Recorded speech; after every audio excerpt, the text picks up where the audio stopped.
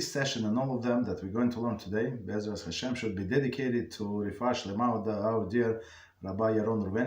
His name is Yaron Ben Doris, Mimaras Yerachel Bas Brindel, right? Ariela Wora Vasana, David Shlomo Ben Sadra, quick release of Moshe Shmuel Ben Pnina, and Slacha Rabba to Giveres Hannah Bas Avram Avinu and the whole family. All right, so today we continue with our book Kosher Kitchen. So as we said last time, so we officially finished the book, so all the chapters, but now there is some appendix, so some stuff, some material, meaning that was added after the book was published or something, after he compiled the book basically. So let's see, and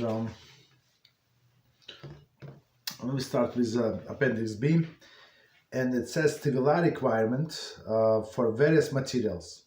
Since the chapter of Tevilah, unlike most of this book, is not shortened version of the previously published work, we felt that it's necessary to provide the background sources for and different opinions on several unique concepts set forth in this chapter. In order not to burden the reader with a lengthy footnotes, we place the information in this appendix. So what does it all mean? I'm going to explain. So I think the full version of this book is actually 2 volumes or 3 volumes. So first he wrote this half of the book, right? First or two books altogether, like 4 books I think together, like four section. They call it books. And then he wrote comprehensive, like all of the details. So and published all of the details separately.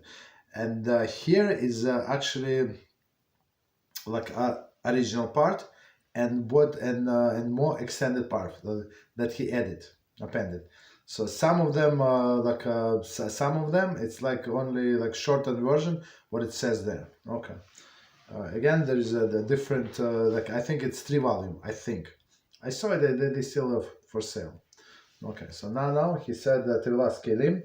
So he did not want to add too many notes, so he put it separately. Okay. But because it's like he wanted to preserve the same style of shortness. Okay. Okay, Section A. So Appendix B, Section A. Tevilas or aluminum utensils. Gra, in his introduction to Sefer Halachos, implies that only the 6 metals are cited in the Torah, right? Which is gold, silver, copper, iron, tin, and lead. Okay, and susceptible to tumor. However, Tevilas Israel in Yavakesh Das, in the introduction to Sefer Halachos, assume that any metal, there is any malleable matter, share the halachic status of these metals. It would seem that this difference of the opinion applies to the requirement of Tevilah Keilim as well. The Shulchan Aruch seems to concur with the view of Tevilas Israel as far as Tevilah is concerned. Igros Moshe maintains that the newly discovered metals do not share the status of 6 enumerated metals. Thus, Igros Moshe essentially follows the opinion of Gra and differs from Tevilas Israel. He does, however, reverse his final judgment on the issue.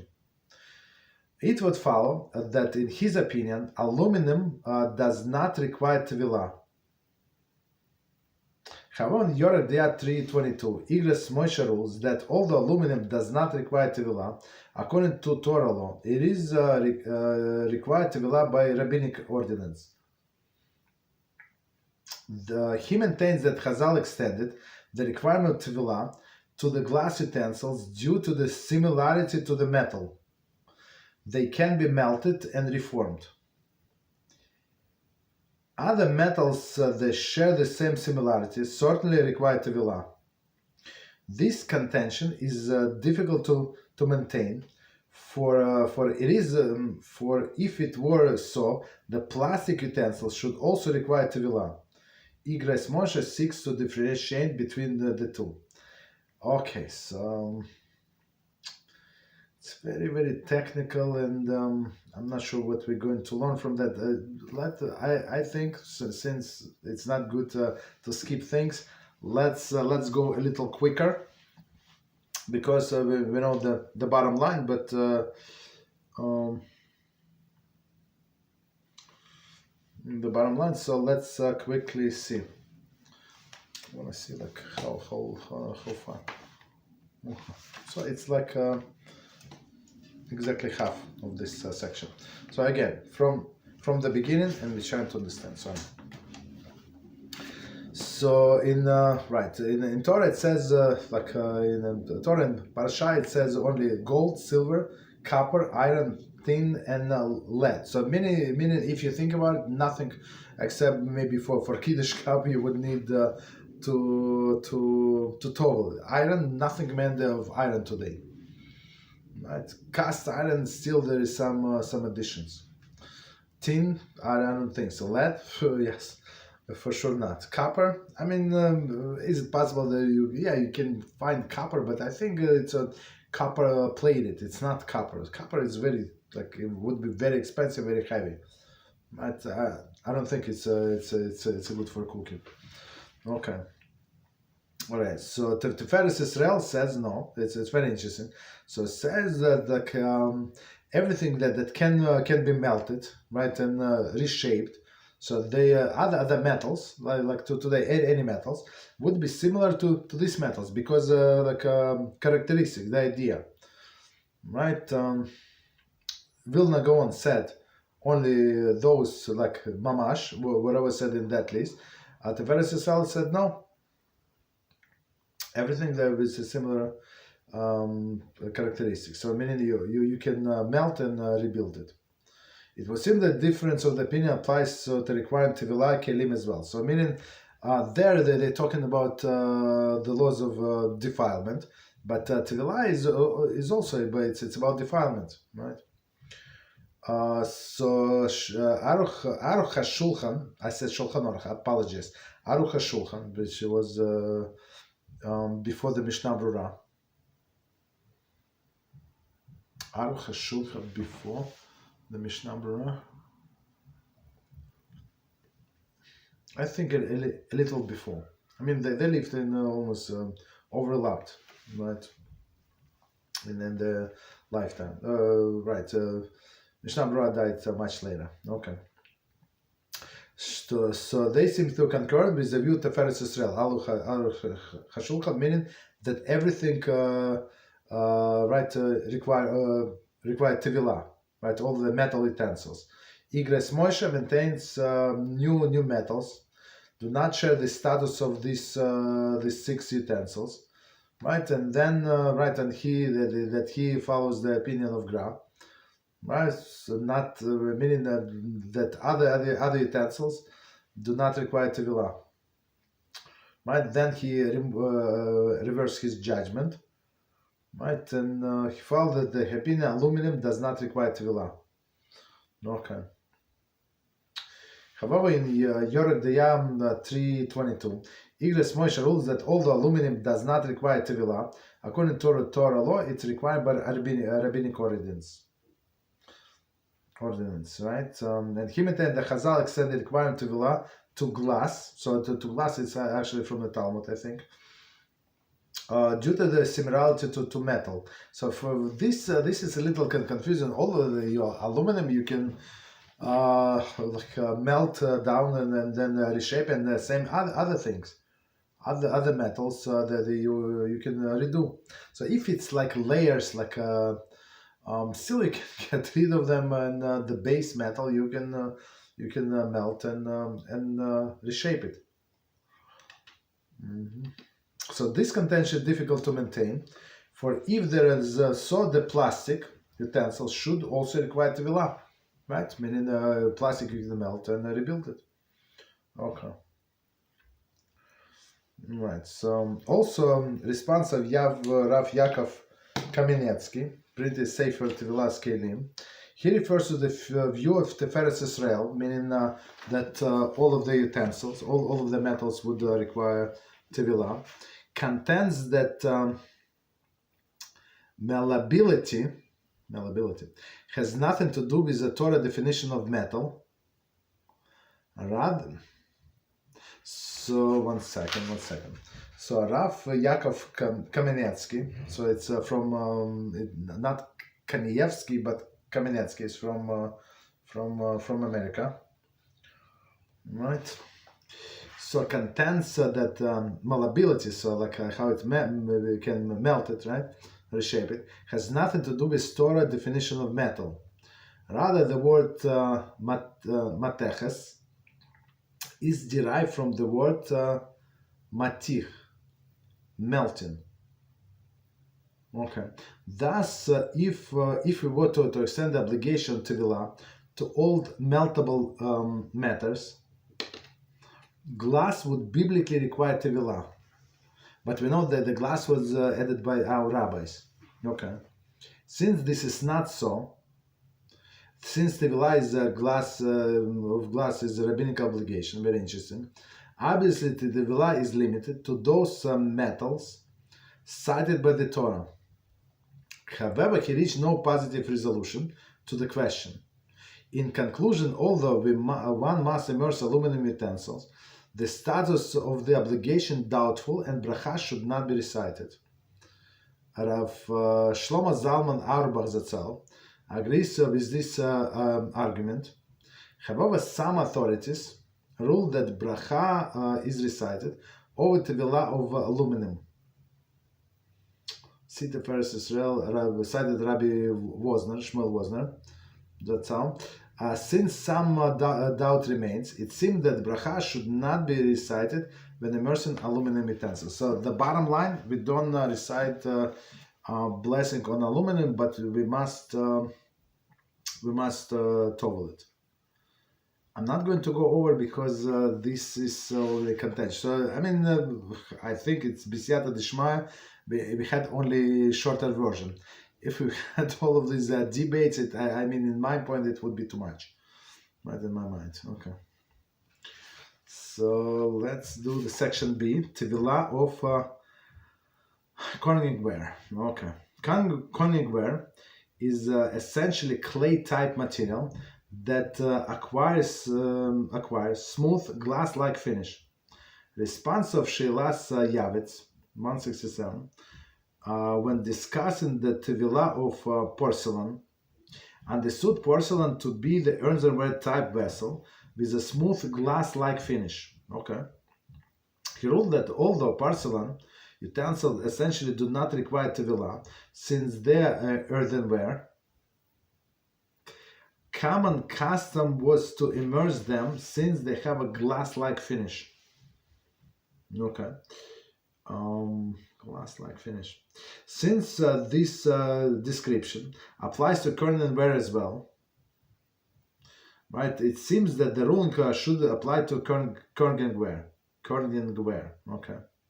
Furthermore, so meaning that even though it is based on a clay, right? But because of the glaze, it's like smooth and like a glass, so we would dip it, but I think without blessing. Furthermore, the author was informed by the Corning Corporation the Corningware is primarily made of clay similar to those used for glass. Very interesting.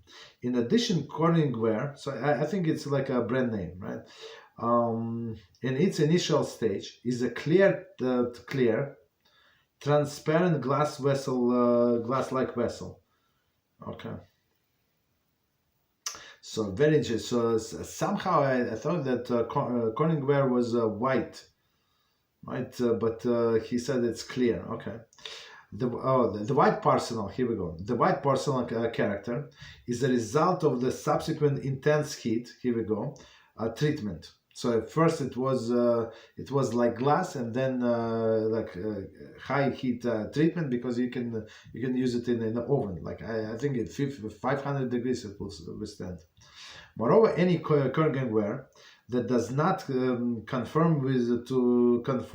to quality standards is remelted and reformed. So meaning right after it goes to the ski treatment, if it's a cracked or something, so they can redo it. This is very same quality gives the glass is Tevilah requirement. In conclusion, Corningware shares enough quality with glass to give the status of glass, at least for Tevilah without bracha. So okay. Let me just quickly summarize. We're not going to read it. So Corningware. So we don't have anything from this.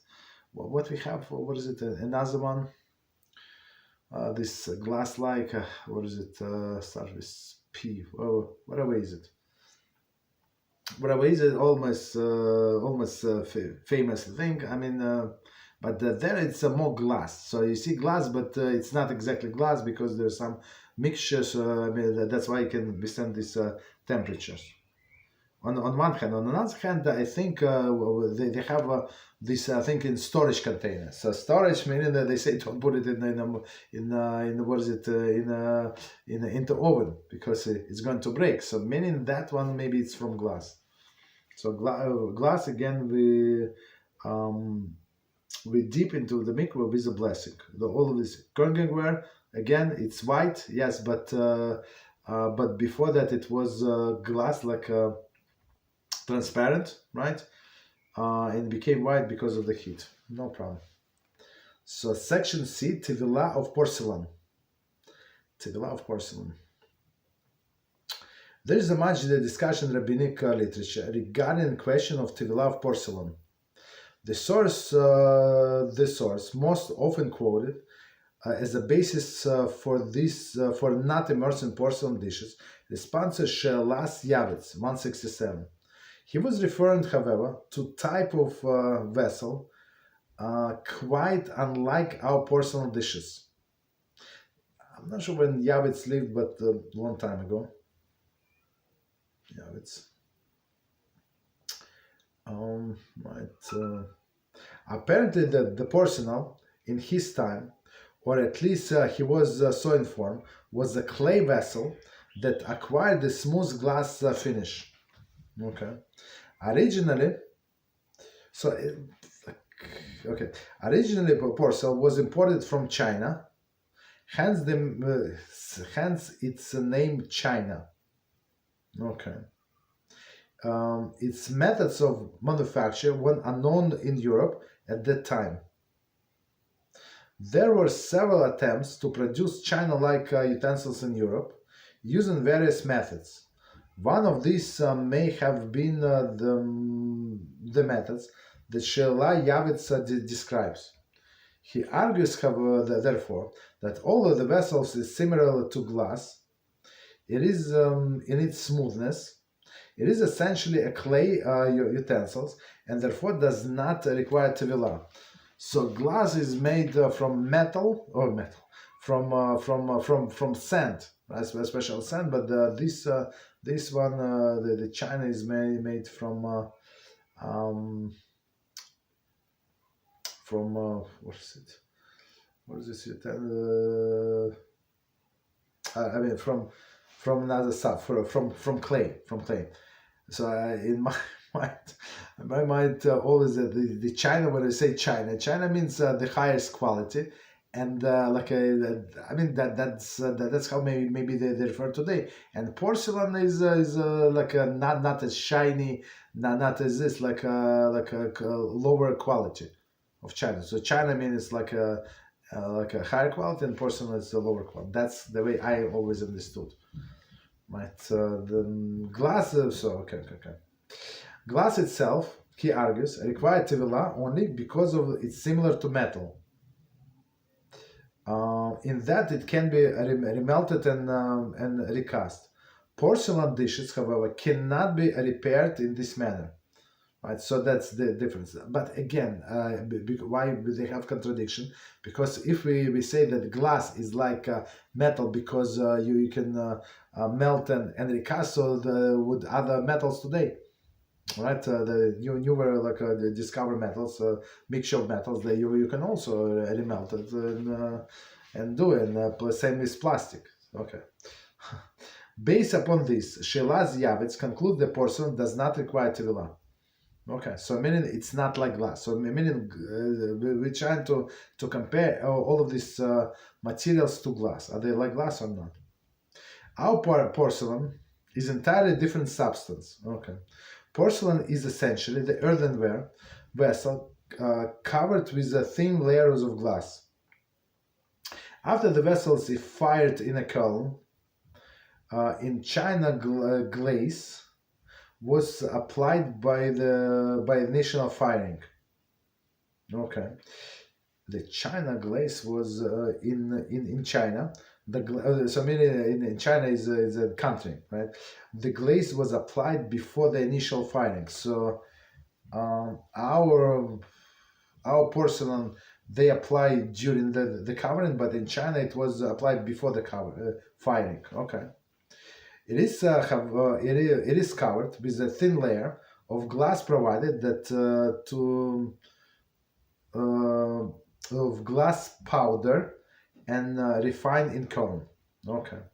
The glass powder melts and bonds with the clay, giving the porcelain smooth surface. So it like bonds with the clay, meaning like get embedded in the clay. Very interesting. So it's powder and then it melts and absorbs in the clay, but it absorbs very smoothly. Very interesting. Thus, even Shailas Yavitz might agree that our porcelain requires Tevilah, so it's because it's level of glass, right? This objection that a porcelain cannot be reformed when broken is irrelevant. So maybe because it is glass.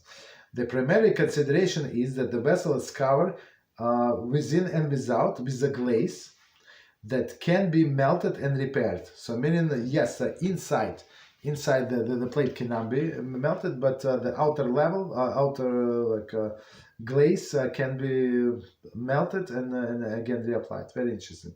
Thus, porcelain is a glass-plated vessel and required Tevilah. Some contemporary poskim are quoted as ruling that China does not require Tevilah. Therefore, some have the custom not to immerse porcelain dishes. Several arguments have been presented to differentiate between the porcelain produced in previous generations, which require Tevilah, and porcelain manufactured today, which do not require Tevilah. Some have argued that materials used in a glaze today and/or the process of manufacture have changed. Some claim that the glass is externally thin and merely ornamental. Okay, so meaning you cannot treat it like it is have a substance. Okay, so let's see. This issue was discussed at length with Dr. John T. Johns, the Vice President, Research and Development of Lennox, China. Right, it's a famous company, Lennox. Okay, he informed the author of the following: A, the basic methods of producing China has not changed in the past century. Very interesting. B, glaze used in the production of the porcelain worldwide is essentially glass. And C, purpose of glazing is not merely ornamental, it is to provide the surface that is hard to protect the dish from being nicked and scratched by the silverware. Right? I mean, there is sometimes scratches, but if you think about it, you can use a knife with the teeth, right? Right, and it's still not going to scratch, or maybe like minor scratches. Very interesting. Right. Okay. So meaning we're trying to understand if this level of layers of glass on top of the porcelain, China porcelain, meaning if it's of significance. So as he said, yes, not absorbent right? And easily cleaned. So meaning anti-scratch, right? From some silver. So meaning it's very practical and easily cleaned. In addition, it is more pleasant. Aesthetically to eat from the glazed dish. Okay. Based on the above, it is difficult to justify the exclusion of the porcelain dishes from obligation to Tevilas. So we always say, just so you know, I always say you dip them, towel them, but you take metal, something of metal, right? And if you know that that you're going to buy, so make sure that you have one metal utensil and or glass utensil. So you say blessing on that and dip all of the other things. Or if you don't have anything, so then say blessing. Very simple. Okay. Paskim specific rule: the glass plated utensil required Tevilah, albeit without bracha. Okay. It is also difficult to sustain the claim that the purpose of the glaze is merely ornamental. So as they say, not right. In addition, even the vessel plated for the ornamental purposes required Tevilah without bracha. See smak, etc. Okay. Furthermore, even those poskim who held that porcelain does not require Tevilah note that common custom is of immersed porcelain. Continue. Response of Shevet Halevi, it's Rav Wozner, I think, however, raised an interesting point. He notes that although the Talmud rules that plated utensils require Tevilah, the requirement is merely rabbinic, not biblical. Thus, since the glass itself required Tevilah only by rabbinic law, a glass-plated utensils has a greatly diminished requirement. Right, very interesting. So glass with a blessing, but glass plated without the blessing. Nevertheless, even he does not exempt glass plated utensil from Tevilah. So meaning without blessing, but we still dip. However, as noted, there are additional considerations to exempt porcelain from the Tevilah requirement. A glaze is approximately 1/500 of the inch thick, and perhaps is not significant. 1/500 inch. B. In some instances, the glazing process, the glaze partially dissolves into and becomes incorporated in the body itself. Thus, the glaze may not be considered a separate substance, right? Very interesting, from the body. Perhaps it was the intention of Sheila Yavitz, who considered porcelain a clay utensil with a smooth finish. Right. Continue. Nevertheless, although the most glass are bound completely with the utensil, they do not dissolve into the body itself. So, right. In conclusion, although there's some doubts of the Tevilah requirements may remain, one should immerse porcelain dishes without bracha. Okay. Continue. Note that Aruch HaShulchan was referring to the type of porcelain not glazed with glass. He implies that the type of glaze with the glass certainly required Tevilah. Okay, so let's just a little finish up, and we finish the book. Okay, so section D, Tevilah of Enameled pots. The oft quoted source of Tevilah of Enameled pots without the bracha is response of Maharam 320. Paskim assume so without bracha. So because I think we said it's it's from clay also, right? This amount from clay. Paskim assume that the glaze used in the enameled process is made of material that does not require Tevilah. Okay. However, this is not necessarily true today. The enameled used today is a glass-type compound, contains silica. Silica is a glass, borax, I'm not sure where is it. Various clay, etc. Borax. The material may have the quality of glass, in that it can be remelted and used. This information was provided by Mr. John M. Walsh, chairman of porcelain industry of Nashville, Tennessee. Very interesting. Thus, one second. Thus, the essential finish itself is a material that may require Tevilah. Certainly, it should not be exempt. It should not exempt the metal pot from Tevilah requirement. Right. There is a good reason to require bracha on the Tevilah of enameled pots. However, we follow the rule of Maharam to immerse enameled pots without bracha, since enamel contain clay as well. Thus, its status of glass is less than certain. Okay, but still we dip them, but without bracha. Section E: Tevilah of disposable aluminum containers. Okay. Response of Minchas Yitzchak and Halachos Yaakov ruled that disposable pans are not considered utensils, since they are not used for sustained period.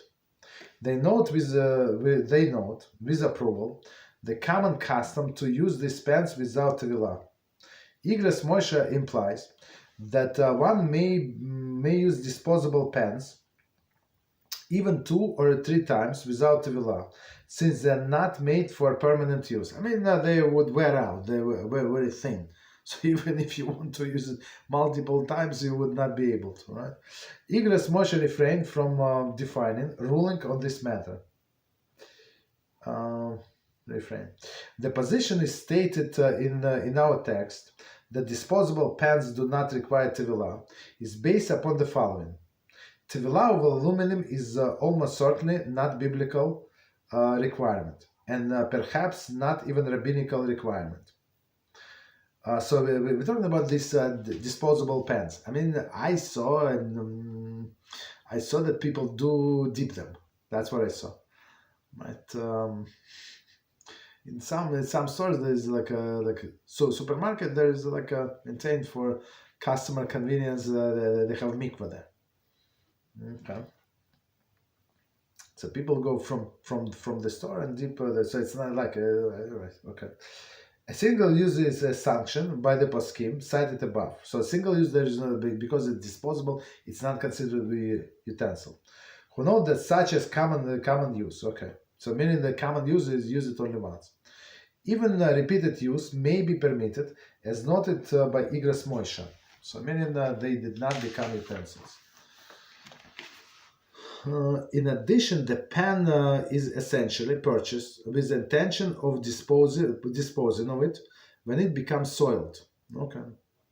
Were the pan to become soiled after one use, it would be discarded immediately. Any second use is dependent upon the pan not being soiled. For example, if you what is it? What do I say? What is it? Warm up knishes or something, or something dry, like baked potatoes. There's nothing like I'm talking about Shabbos. We use these containers like it's clean. It's clean. So technically, some people would warm up chalas in there, pita. There's nothing like they clean. So if they cooked meat or something, I understand. But otherwise, it could be clean, right? It's not like soiled and you're obligated to throw out, discard immediately. Any second use is dependent upon the pan being soiled, right, and first use, right. Thus, each use is essentially the last use and only temporary in nature. Furthermore, the pan is manufactured for a single use and therefore not considered a vessel, right? By definition, not vessel means something disposable. Thus, if one who decides to use it again essentially create a vessel out of something that was not previously vessel, perhaps this can be compared to the vessel created by a Jew, which does not require Tevilah. Right. If one were to rely upon the last reason alone, one would not need to immerse even disposable pans set aside for permanent use. Nevertheless, since the argument is far from certain, one who decides to use disposable pans permanently basis for non-soiling use, here we go, should immerse without reciting bracha. So the bottom line, let's conclude. So what he's saying here is aluminum containers. If it's for one time, two times, no problem. So if somebody decided to use it for permanent use, I'm not sure what is meant permanent use. Like they're going to develop holes. Like it's very thin, right? But maybe two or three times, I would say permanent use. So if somebody we follow the following approach. So if we want to use it more than once, right? We just break the corners. It's easily break. We bend all of these things around wherever this leaps or whatever it's called, right? And then we straighten it up. So meaning we break it, and then we recreate it as Jewish utensil. And if utensils is Jewish, does not require Tevilah. So and we say Chazak v'dei Chazak.